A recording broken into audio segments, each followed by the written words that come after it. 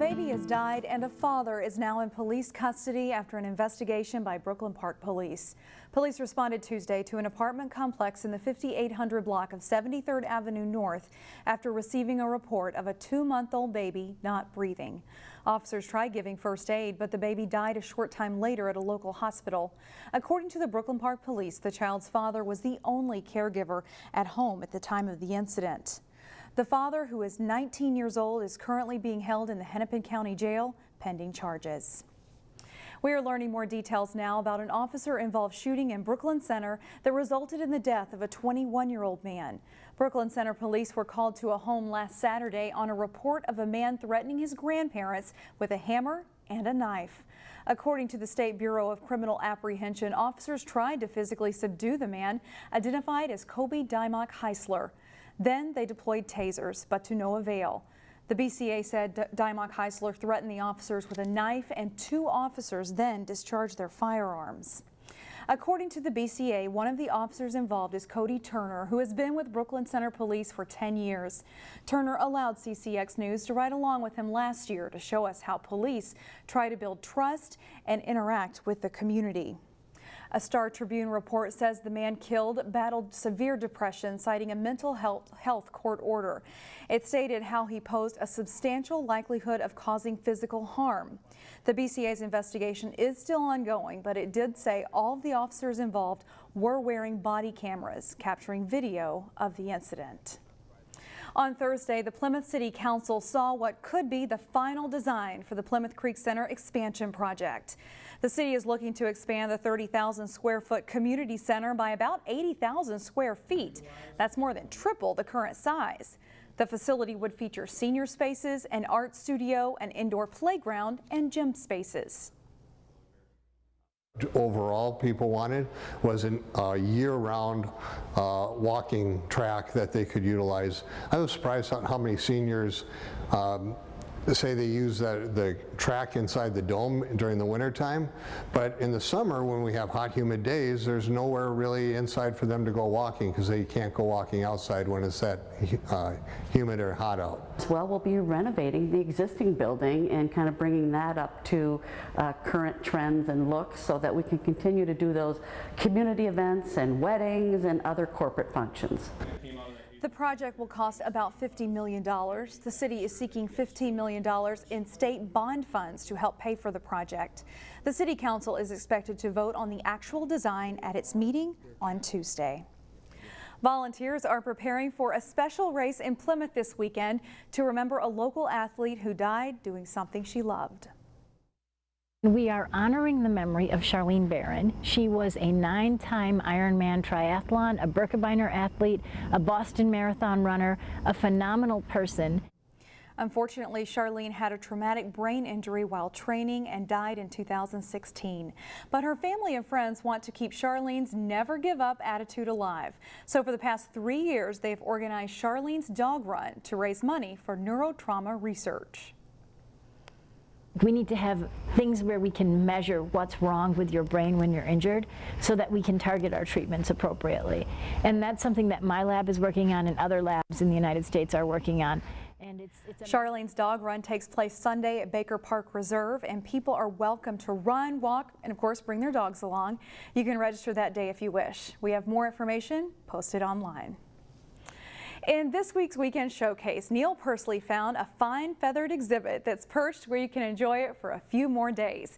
He reveals where in today's Weekend Showcase.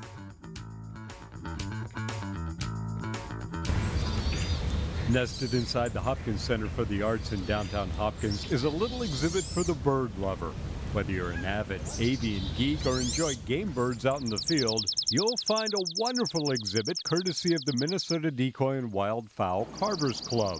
Longtime master carver Matt Gouette got the exhibit together on behalf of the club. Trying to create like a higher profile for the club, plus get into venues that we haven't quite explored yet. The club numbers about 50 members, and they meet once a month to exchange ideas and show off their latest project. Matt has won numerous awards for his work, The quality speaks for itself. I've thought about the idea for probably since the 80s, since I was a really small kid, and I had the first edition book on game bird carving by Bruce Burke, and I got really inspired by some of that. While the majority of pieces that carvers produce are painted, sometimes the beauty of the wood itself dictates when the piece is finished. They're always created with the intent of being painted. However, some of them I don't always paint them if the grain turns out really nice or it has some kind of aesthetic quality that looks really good. Decoy carving started as a practical way of producing the objects that duck hunters used in the field, but artists like Gouet have elevated the degree of detail and skill to a beautiful aesthetic level. Like, I've always thought of what I'm doing as art for many years now. The exhibit is titled Illusions in Wood and is right in the front lobby of the Hopkins Center for the Arts through September 14th. It's definitely worth stopping in for a look. For Weekend Showcase, Neil Persley, CCX News. Vikings fans are no doubt looking forward to Sunday, and the public is invited to what's being called the ultimate tailgate party at Calvary Lutheran Church in Golden Valley. The church plans to erect a giant screen in the church's outdoor park, and they will be showing the game starting at 11:30 Sunday. Everything is free, and that includes a free lunch of burgers, brats, and more. If you come, you are encouraged to wear a team jersey and bring your own lawn chair. We have more details on this story and other stories like it on our website, ccxmedia.org.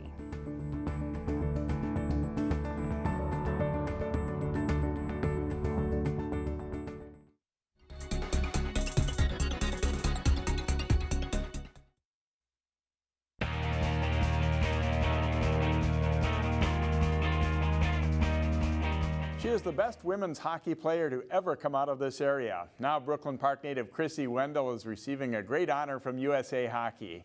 Wendell is one of 5 new inductees into the United States Hockey Hall of Fame. Back at Park Center High School, Krissy scored 220 goals in just 2 seasons of play and led the Pirates to the state championship in 2000. Later, she won 2 NCAA titles at the University of Minnesota and won the award for Best Player in the Nation in 2005. Wendell also won silver medals for Team USA at the Winter Olympics in 2002 and 2006. The Hockey Hall of Fame ceremony takes place December 12th in Washington, D.C. The Armstrong and Hopkins football teams each won their season openers. The Falcons and Royals were looking to improve to 2-0 when they met up at Hopkins. Armstrong grabs the early lead as Jake Breitbach waits until Ty Bowman comes open across the back of the end zone. It's a touchdown for Bowman on a big night for him at 7-0. The Falcons capitalize on a Hopkins turnover as Breitbach flips it to Caleb Jones, and he gets in for the first of his 2 TDs in a minute span. Armstrong is up 20-0 after 1. Second quarter, and Breitbach's eyes light up as he sees single coverage on Bowman, a 42-yard strike. Armstrong takes a 27-3 lead into halftime. Hopkins tries to battle back. A physical run for Demetrius Patton here, and he just gets it over the goal line. A 2-point conversion brings them within 27-11, but Jones adds a TD early in the fourth as Armstrong rolls to a 37-11 win to move to 2-0. The Lake Conference is unquestionably the top in the state for girls swimming. For 9 straight seasons, the state champion and runner-up has come from the Lake. 3-time defending AA champion Edina visited another good team, Wayzata, on Thursday. In the 200-yard medley relay, Wayzata's team of Emma Reinke, Jenna Marquette, Melinda Zhang, and anchor Sarah Chow win with a time of 1 minute 50.11 seconds. They also take the 400 free relay. The 200 freestyle, lane 5, Edina's Claudia Chang races to the win. Her teammate Katie McCarthy finishes second. 200-yard individual medley, Brecken Merkel takes first place in 2 minutes 8.77 seconds. Wayzata's Melinda Zhang holds on to take second ahead of the Hornets' Allison Burns. Nora Klarkowski of Edina is the winner in the 50 freestyle, coming in at 23.95 seconds. Zhang wins the 100 butterfly and Marquette the 100 breaststroke. Edina wins the meet 105-79. The Osseo volleyball team is hoping for a strong season. The Orioles played their first conference match as they face Totino-Grace on the road. Osseo starts out strong in this one. Eliana Teckham sets to Riley Steester for the kills. The Orioles take the first set 25-16. They also play well in set 2. Tecum to Lindy Odry for the kill. Osseo secures a 25-17 win to go up 2-0. Grace fights back though. Osseo thinks they have a point here, but the dig is ruled good and it also drops in on Osseo's side for a point. The Eagles win the third set 25-19. The fourth is quite a battle. Marley Webb gets the kill for Totino-Grace for a 23-22 lead. But it's Osseo pulling out the 27-25 win as Odry gets the kill. The Orioles win the match in 4. In boys soccer, Brooklyn Center looking to stay unbeaten. Jonathan Hernandez sends it ahead for the Centaurs. Simeon Dawson gets control and lofts it over the St. Croix Lutheran keeper. The game's tied 2-2. After the Crusaders go back in front, the same combination works again as Dawson chases it down and tucks the shot inside the goalpost to tie it up late at 3-3, and we go to overtime. In OT, St. Croix gets one off a corner kick as Luis Pereira is wide open in close, and he makes no mistake putting it away for the lead, but it's not sudden death. BC has one more rally, and in the final 30 seconds, Dawson does it again, scoring to tie it. It ends in a 4-4 draw, and they are pumped up at Brooklyn Center. The Centaurs are now at 4-0-1 this season.